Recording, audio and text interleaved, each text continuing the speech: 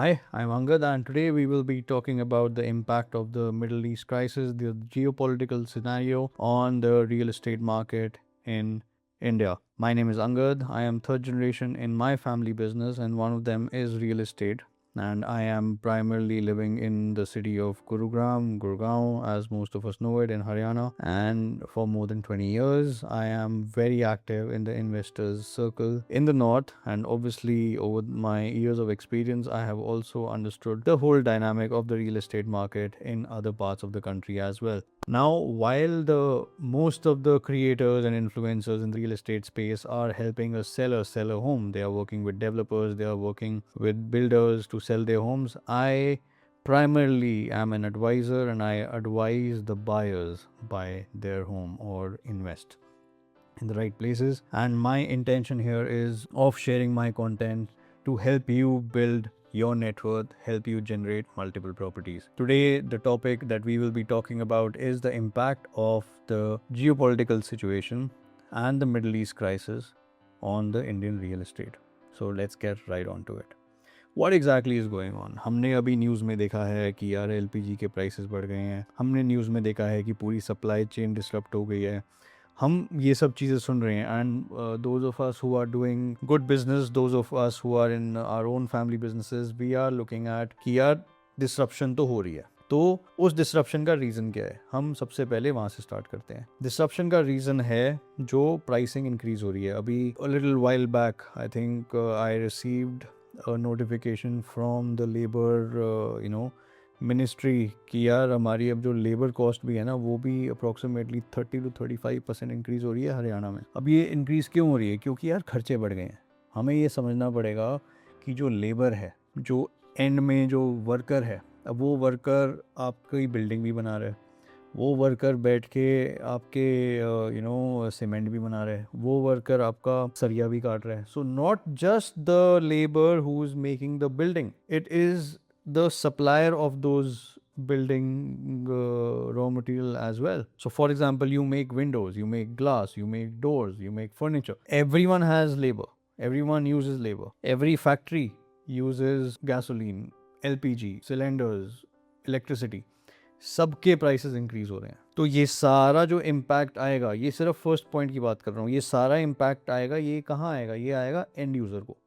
जो final price हमारा selling price होगा, ये उस पर इम्पैक्ट आएगा. This is impact number 1. लोग कह रहे हैं यार कि डिमांड कहाँ पे है, डिमांड कहाँ से जनरेट हो रही है? अगर सारे प्राइसेस बढ़ रहे हैं, so who is really buying these properties, who is buying the real estate? Very good question. Who is buying the real estate has got very less to do with the labor or the pricing, what is going on in the market. Who's buying the real estate are those people. Now, I'll give you a little background. The population of India today is roughly 1.4 billion or 140 to 150 crores. Now, that means roughly अगर हम family of 4 भी लें, तो उस हिसाब से अगर हम देखें कि हमारी आज की डेट में जो रिक्वायरमेंट बन रही है, जो हमारी टीयर 2 सिटीज़ में, विलेजेस में जो लोग पढ़ रहे हैं, 90,000 ग्रेजुएट हैं हमारे. अगर हम नंबर्स और फैक्ट्स की बात करें, 90,000 people graduate every year. Now when these 90,000 people graduate every year, where do they go? Where is the youth ending up? When they are graduating and when they are entering the job market, they are looking at jobs in the tier 1 cities. कोई भी ये नहीं सोचता कि यार मैं engineering करके या पढ़ाई करके या बीकॉम करके मैं वापस अपने गाँव चले जाऊँ. उसकी एस्पिरेशन होती है, सबसे पहले तो उनकी एस्पिरेशन होती थी पहले north America, Canada, Australia, Europe. अब धीरे धीरे एस्पिरेशन हो गई हैं जो टीयर 1 सिटीज़ हैं इंडिया की, Gurgaon, Bangalore, Chennai, Mumbai, Pune and so on. तो नाउ वी कंसिडर कि जो एक ग्रेजुएट वहाँ पे 3 4 5 साल काम कर रहा है, someone who is already working. Now since I am in the north, I am in Gurgaon, I will talk about a example of based out of Gurgaon. Now someone who is working in Gurgaon, say in Cyber Hub or One Horizon Centre, and he or she is staying with his family, for example in Rohini. तो उसको ना रोज़ गुड़गांव आना होता है और रोज़ वापस गुड़गांव से जाना होता है. रफली 3 to 4 hours in traffic daily this person is spending. Now this is the person who is like यार I am anyways paying rent here. अब रेंटल भी इंक्रीज होगा. क्यों? अब रेंटल क्यों इंक्रीज होगा? क्योंकि प्रॉपर्टी प्राइसेस इंक्रीज हो रहे हैं. सारी इवेंचुअली क्या हो रहा है कि सारी रॉ मटेरियल प्राइस इंक्रीज हो रहा है. अब there is only a certain margin जिस पे बिल्डर इम्पैक्ट लेगा अपने ऊपर, जिसका बिल्डर बोलेगा चल यार I will take this hit on myself. मगर what about the hit that the builder is not able to take, वो तो फॉरवर्ड होगा ना एंड यूजर को। तो जब वो एंड यूजर को फॉरवर्ड होगा, that is where the prices will increase. तो प्राइस इंक्रीज हो रहा है तो इवेंचुअली अगर हम कैलकुलेट करें 4 से 5% अगर रेंटल यील्ड है तो ऑब्वियसली रेंट भी बढ़ रहे हैं। Back to this person, say his name is Raghav. Now Raghav is coming from Rohini to Gurgaon daily. उसकी जो डेली ये कम्यूट है, इस कम्यूट के लिए उसको यहाँ पे अब मूव करना है। वो एक घर देखता है यहाँ पे, वो 2 से 3 साल 4 साल 5 साल काम कर चुका है। तो अगर वो यहाँ पे अब एक घर देख रहा है और उसका यहाँ पे प्राइस इंक्रीज भी हो रहा है, that does not change his decision. He will in fact hurry up even more.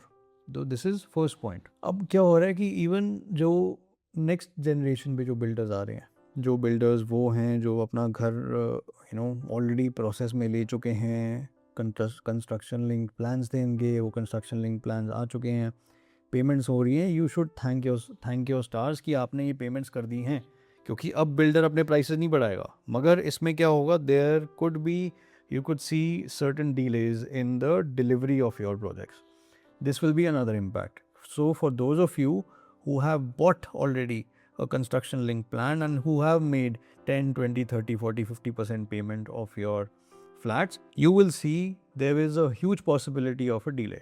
Now why is there a delay? See, एक तो वैसे ही जो NGT बैन होता है नॉर्थ में या दिल्ली में, उसके बाद दिवाली के टाइम कंस्ट्रक्शन ऑफ हो जाती है, उसके बाद ग्रैप लग जाते हैं। तो हमारा जो इफेक्टिवली कंस्ट्रक्शन टाइम मिल रहा है वो तो 8 महीने ही मिल रहा है ना। अब ऊपर से वॉर आ गई, वॉर के चक्कर में कंप्लीट सप्लाई चेन डिस्टर्ब हुई पड़ी है, इसका अलग इम्पैक्ट होगा और वो इम्पैक्ट हमें आने वाले दिनों में दिखाई देगा। A lot of communication I see is यार, if you look at the last couple of years कि Dubai is the place to invest, Dubai में घर लो, दुबई में आप इन्वेस्ट करो, दुबई में it's the best city to live in, क्या rentals हैं, क्या प्रॉपर्टी अप्रिसिएशन हो रही है।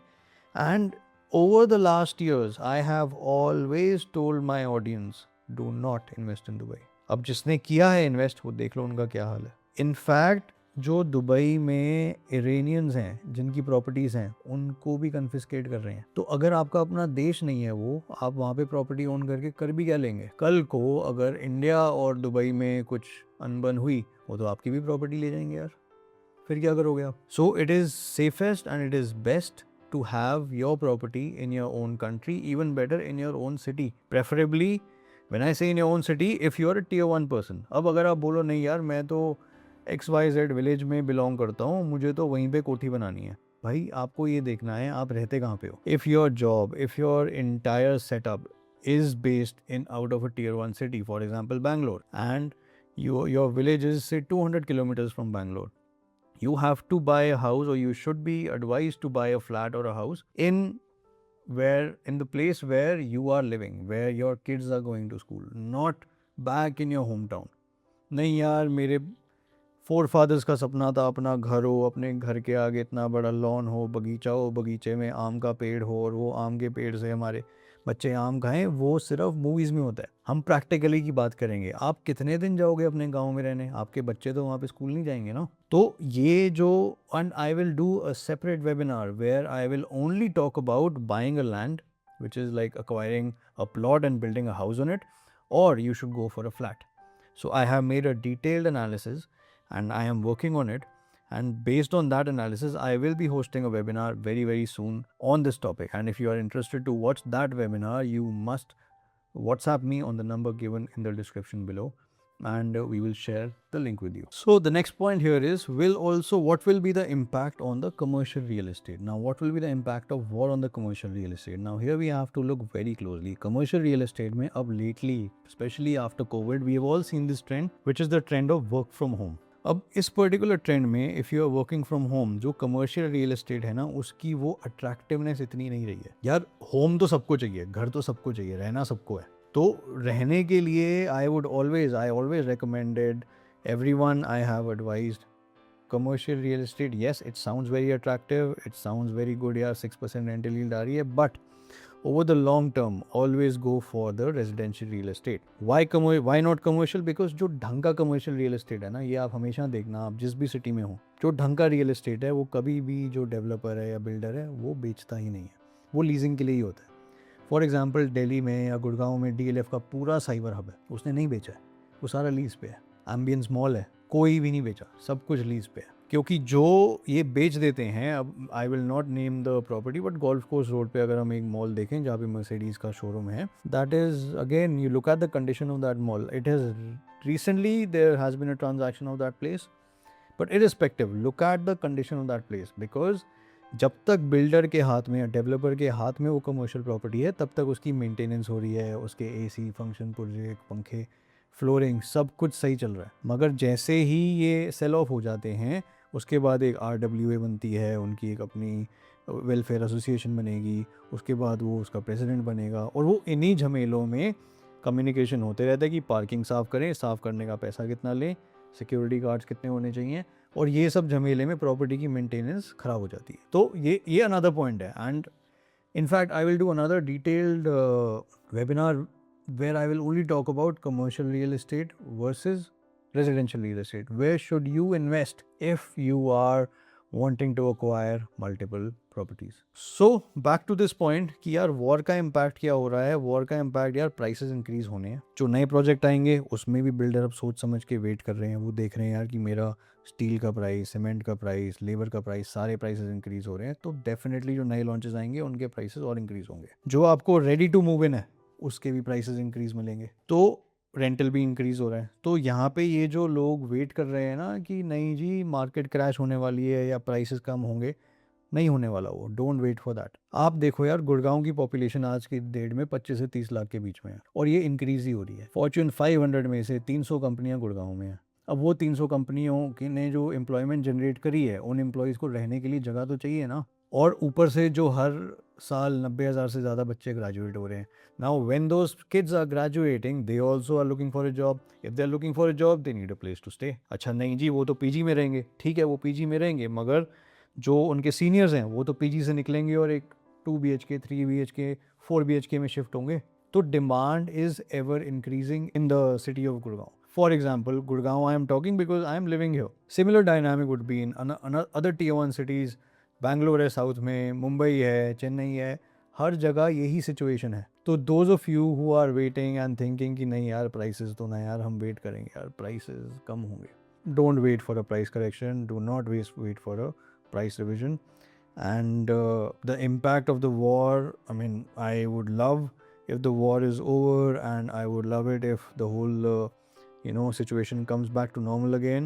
But even when it comes to normal, the prices will further increase. So if you are waiting कि normal होने के बाद price वापस down होगा, वो भी नहीं होगा. So this is Angad signing off, and thank you for watching. And the recording of this webinar will be live on my YouTube channel.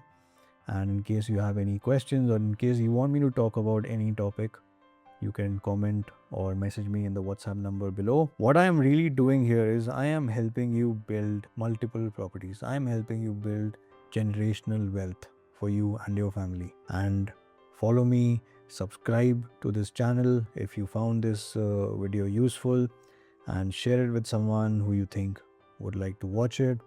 And if you didn't like it, give it a thumbs down. Thanks for watching. Bye.